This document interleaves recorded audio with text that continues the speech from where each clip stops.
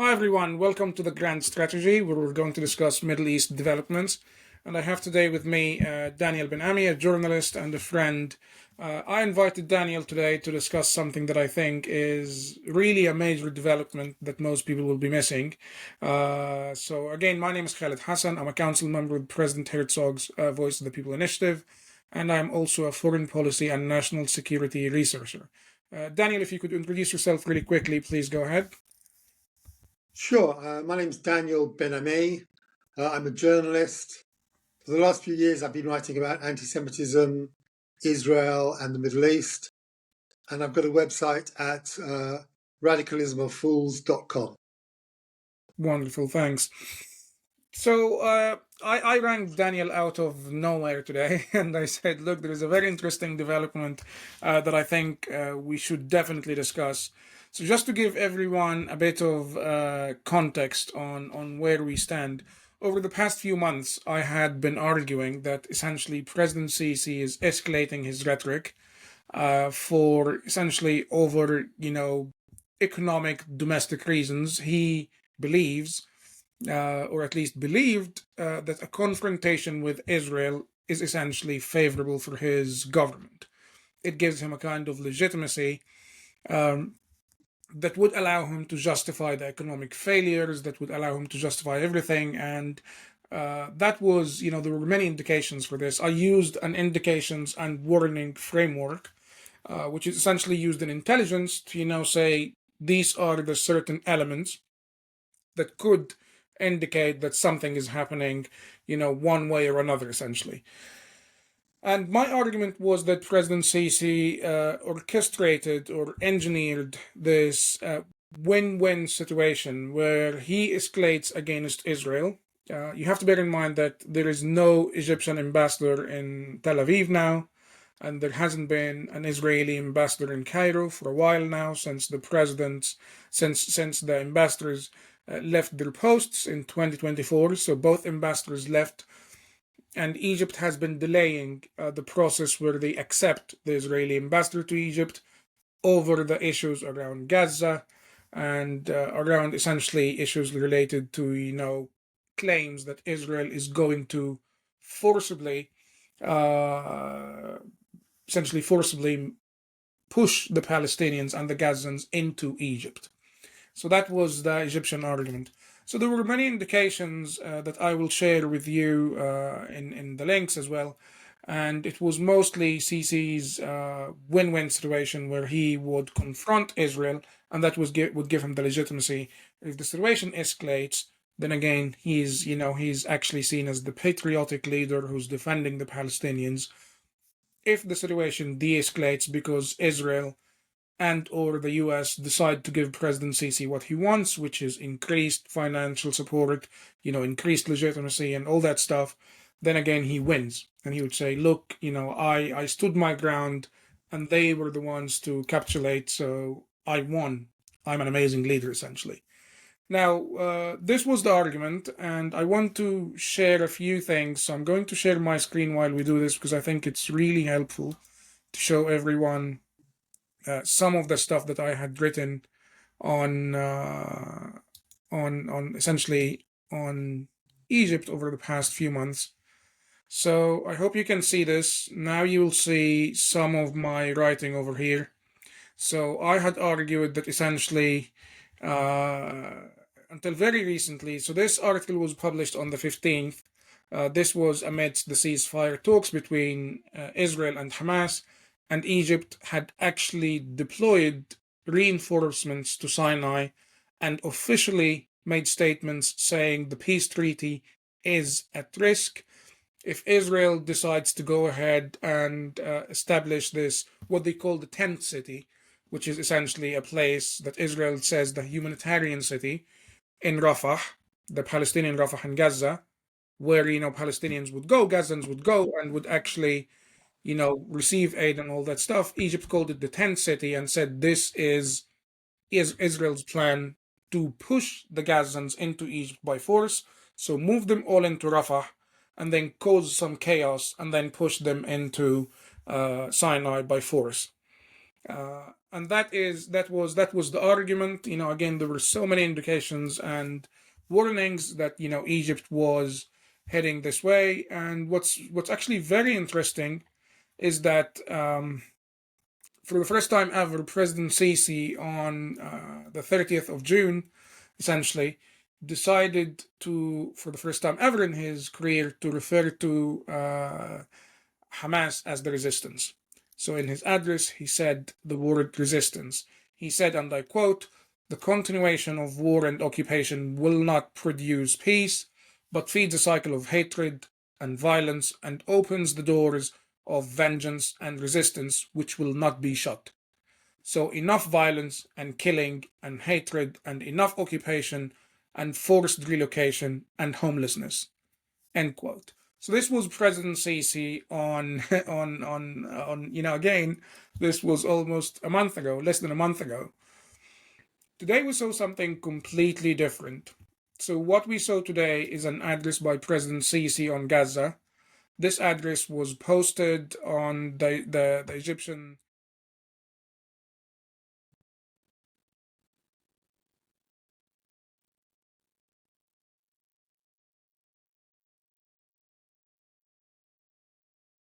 this, and President Sisi changed his rhetoric completely. It streamed 3 hours ago, and President Sisi just was completely a different person. It was an extraordinary retreat, which is why I'm referring to this as an extraordinary retreat.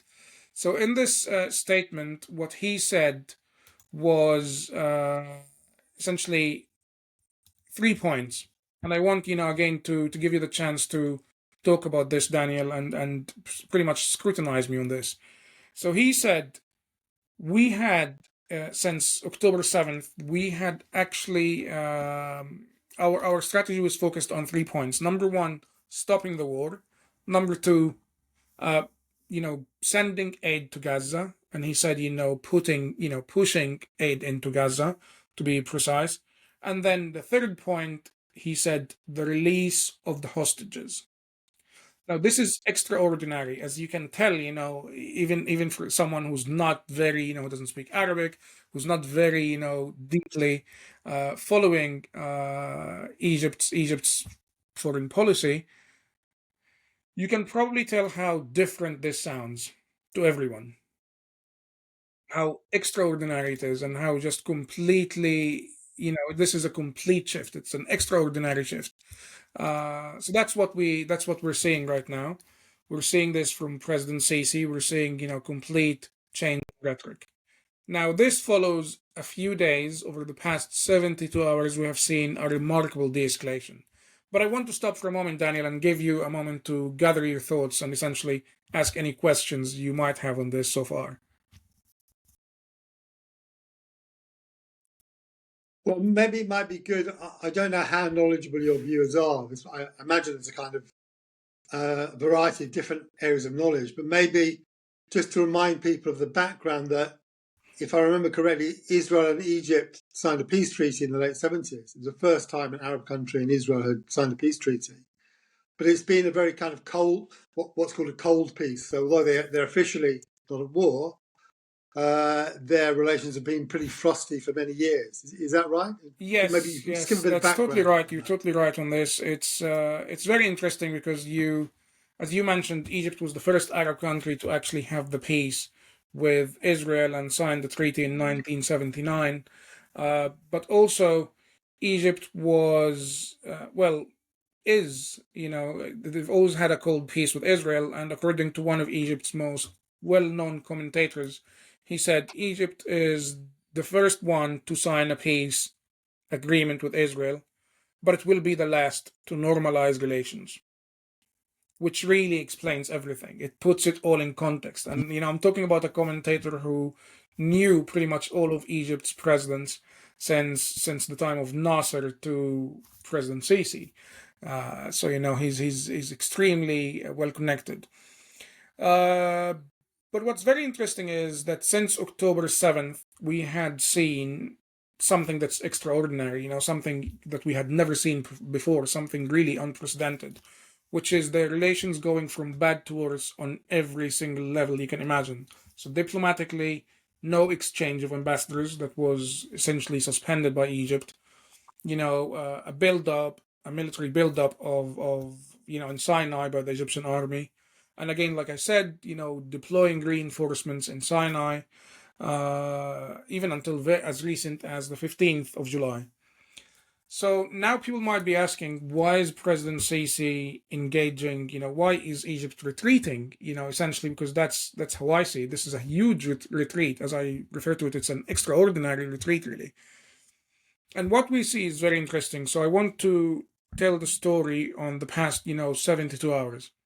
What we have seen initially, we saw the governor of northern Sinai.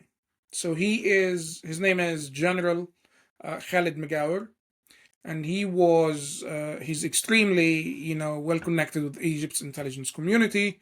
So he was, until 2021, the head of military intelligence in Egypt, and then he was appointed as the Deputy Minister of Defense for foreign affairs, and he had and then he was appointed in 2024 as the governor of North Sinai, and he's still in that position now. So out of nowhere, and again, this is a very interesting dynamic. Out of nowhere, I want to show again some just to make sure that people can follow us. I want to show some statements and some photos. So around the 26th of July, he just came up with some statements. One of them was a very interesting one where he said, there is no such thing as opening the Rafah crossing between Egypt and Gaza by force. This would essentially mean we're getting Egypt into war with America. We cannot do that, essentially. He said it would be foolish to do this. And then he came up with, a few statements that were really received with hostility in Egypt, because this was seen by most Egyptians as Egypt is saying we cannot go to war against Israel, which is completely the opposite. That's okay. Which is completely the opposite of what Egypt had been saying for the past 2 months at least. So it was really received, very, very, like I said, with hostility. And he said, we're not going to open the border by force. And he made several statements. This would be foolish. We're dealing with this, with wisdom and consideration. This is his Twitter account. He's actually relatively, for someone in his position, relatively quite outspoken. But then something else happened, which was very, very interesting. We saw on the 24th of July that the US government had actually greenlit a massive, according to this Twitter account and according to other sources that are connected with Egypt's intelligence community, it was, a sale of air defense systems, American air defense systems, and the deal is actually worth $4.6 billion. Now, this coming, Egypt was actually pretty much banned from having this air defense system for almost 40 years, for over 40 years. So on the 24th of July, we get this. America is sending a system, an air defense system that they hadn't approved for Egypt for, over 40 years. And then we get a statement from, again, the governor of North Sinai saying, it would be foolish to do any of this. We're dealing with this. So he essentially rules out the possibility of escalation against Israel, although the Egyptian government had officially, only less than 48 hours ago, had been saying, we are considering undiplomatic solutions if Israel decides to forcibly push the Gazans into Sinai. So essentially saying, if you decide to do this tent city in Rafah, we will see this as a declaration of war. So now we had seen this massive retreat from Egypt through one of the most well-connected generals, and the man who used to run military intelligence until 2024, basically. So again, that's a huge de-escalation. Now, my assessment, and this is where it gets very, very interesting, My assessment was President Sisi was pushing for a confrontation, a diplomatic confrontation, and essentially using rhetoric that he had never used before over the past few months, saying we are considering a military solution if Israel decides to have this tent city in Sinai, in Rafah, sorry, the Gazan Rafah, and we are considering essentially escalating and referring to Hamas as the resistance. Now, what happened is, in my view, I'm not sure if many people know this, but there is something called the Supreme Council of the Armed Forces in Egypt. The Supreme Council of the Armed Forces was the entity that removed Mohammed Morsi from his position in 2013. It was the de facto ruler of Egypt after the 2011 uprising for, a few years essentially, until Morsi was elected. So the Supreme Council of the Armed Forces in Egypt is essentially the most powerful entity in Egypt. It can remove presidents. It has removed presidents. It probably will remove presidents in the near future. Now, my assessment is that they decided President Sisi's escalating rhetoric and these inflammatory comments and all the plans and everything that he has done, the build-up of military in Sinai, have created serious problems, and they put Egypt in a very difficult position. So through the governor of North Sinai, they decided we're going to essentially ruin these plans. We're going to de-escalate. We're going to push de-escalation on President Sisi. Because if Sisi's confrontation with Israel is favorable to his government's survival, it's not actually favorable to the Supreme Council of the Armed Forces, and it's not actually favorable to the stability of Egypt and the stability of the regime generally. So they decided to do this, and now we see an extraordinary retreat from Egypt, essentially saying we're not going to go to war. We are essentially de-escalating. We want, and also extending an olive branch to Egypt. What you also see, which is very interesting, Daniel, over the past Mhm. 2 days, we saw news of this. This is a water pipeline being funded by the UAE from Egypt into Gaza. So it's water going from Mhm. Mhm. Egypt into Gaza to give water to the Gazans, and the whole project is funded by the UAE. This was announced recently. So now I want you to look at this in a very, what we're trying to do is we're trying to connect the dots to understand what's happening. So now you see the US approving the Yeah. sale of an air defense system that they had not approved for Egypt in 40 years. And also you see Egypt extending a water line essentially into Gaza with the approval of Israel, funded by the UAE. And also you see this Mhm. general saying we're not going to war, we're not going to, we're dealing with this in, a wise manner. We're dealing with this in a, we're trying to do, essentially what we're trying to do here is de-escalation. So what you end up seeing is, if you look at the whole picture, you realize that the rhetoric has completely changed. Now, like I said, my assessment is that the Supreme Council of the Armed Forces in Egypt decided this is what should be done. We should de-escalate, not escalate, because that's bad for Egypt and bad for the region. Yeah.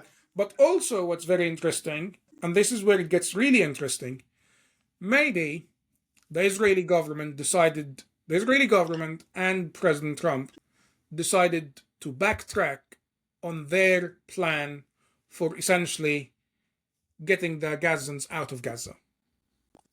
And they said to Egypt, hold on a moment, you don't need to be panicking over this. You don't need to be escalating over this.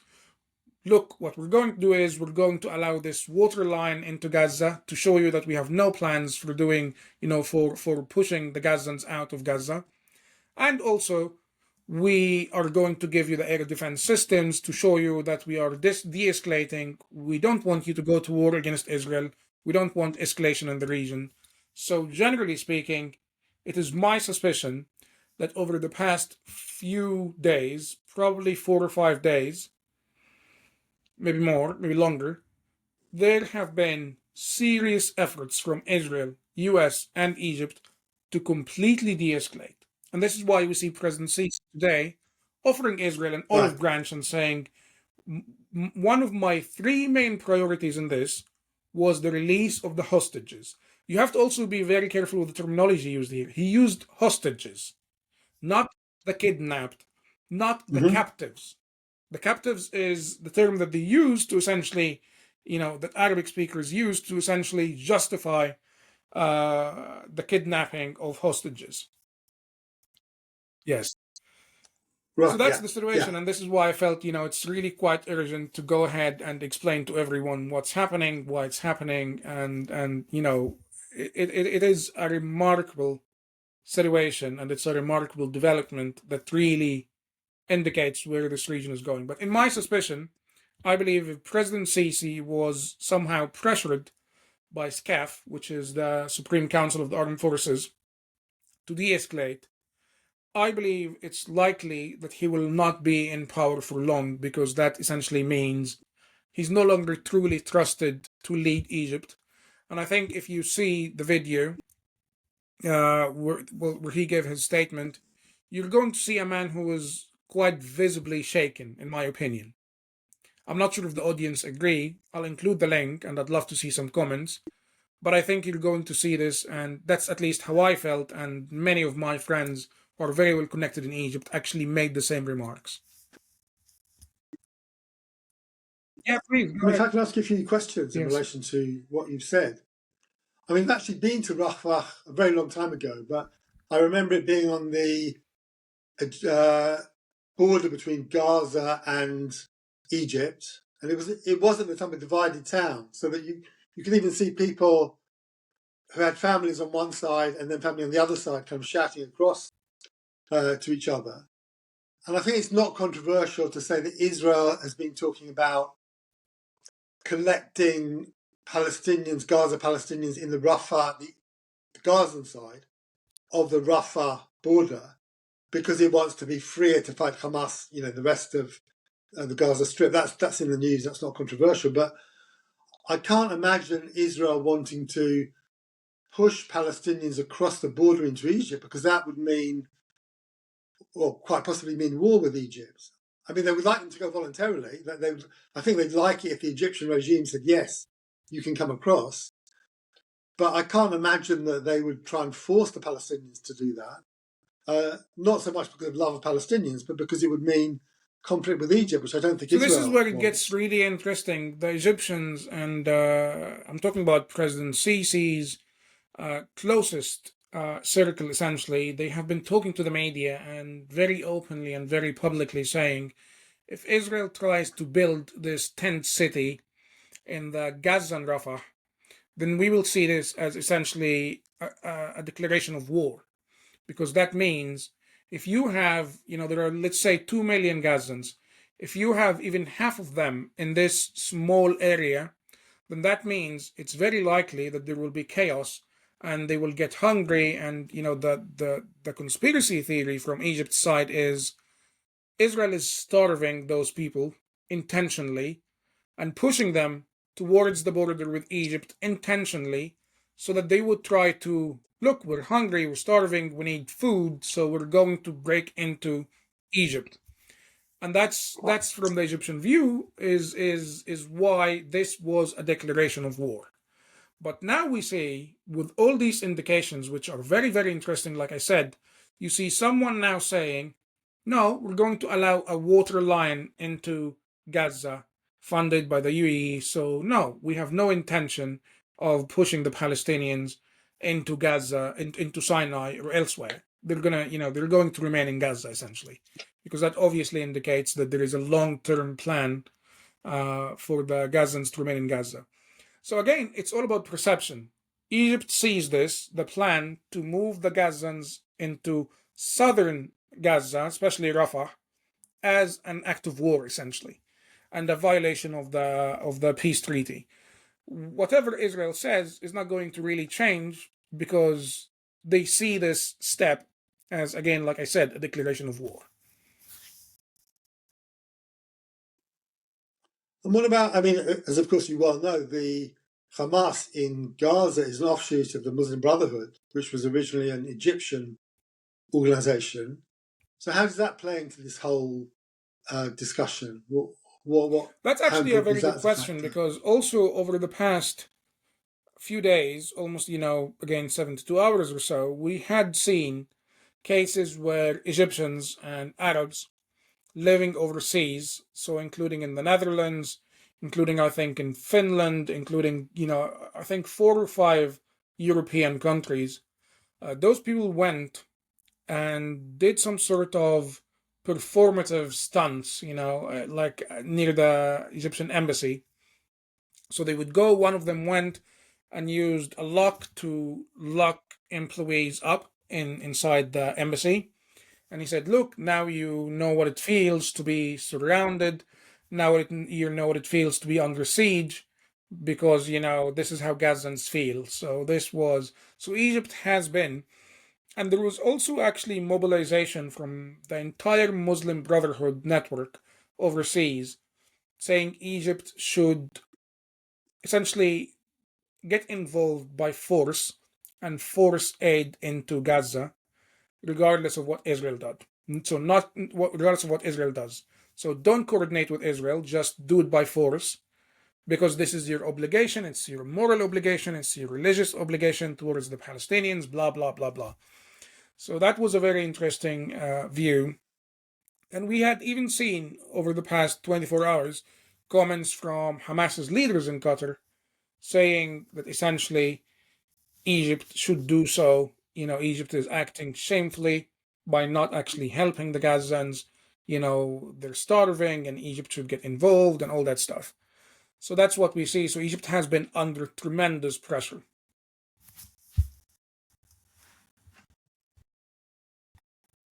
All right, okay. And I saw something, I did a Google just before we spoke about Sisi now calling for Trump to find some kind of solution to the Gaza crisis, or have I misunderstood that? I just saw it literally a few seconds No, no, before we you're totally started right. It's speaking. actually very interesting, because what we saw in President Sisi's statement earlier today, which again was almost like 4 hours ago now, he said he was very, very complimentary towards President Trump, and said that we worked with our allies, the U.S. and Qatar and others across the region, to find a solution to this. And I urge President Trump to essentially stop the war and all that stuff. And he was very, very complimentary. So previously, in his all of his previous statements, especially the statement that he gave by the end of June, he was extremely critical. He was using language that is pretty much similar to Hamas's language, in the sense of resistance, in the sense of criticizing normalization and saying, no, normalization is not, normalization efforts that are not accepted by people of the region, but accepted by governments, are not going to work. They're not going to bring peace. So he's extremely critical of the Abraham Accords. He was extremely critical of pretty much everyone, and referring to Israel as the occupation as well at times. So that is a really dramatic and extraordinary retreat from Egypt. Something happened that led to this, again, exceptional de-escalation within a matter of hours, essentially. And you think it's likely that Sisi will be gone in the near future? Is that Yes, yes. So your when you view? look at this, and when you also link it with domestic issues, so number one, Sisi was pressing forward in his escalation against the US, escalation against Israel, and Egypt has serious fundamental disagreements with Saudi Arabia, and they haven't been getting, the unconditional financial backing from Saudi Arabia. It's been pretty much reduced to almost nothing. Uh, and you see today there was also in the news in Egypt that they were going to increase the price of household electricity, well, household and businesses as well. And that was really unpopular. And they decided to cancel this. They said, we're not going to do it now. We're going to do it in October, maybe. So there seems to be, in my view, a form of de escalation from the Egyptian government regionally and domestically. there is some kind of fear. Something happened that led Egypt to say, no, no, no, we're not going to increase the prices of energy now. No, no, no, no, we're not going to go to war with Israel. The U.S. is our ally. We love the U.S. And essentially, it's it's 180% change in position here. So it's really something to watch. And this is the reason why I said, let's discuss it urgently, because I think people need to know what's happening. Yeah. Yeah, yeah, yeah. Okay. Yes. I don't have any more questions for now, but I don't know if you've got anything No, else you no, want I don't. to It's add. I think from my side, I had been essentially arguing that there are four elements or four indications and warnings that indicate whether Egypt will suspend part or all of the peace treaty with Israel as another side to the confrontation.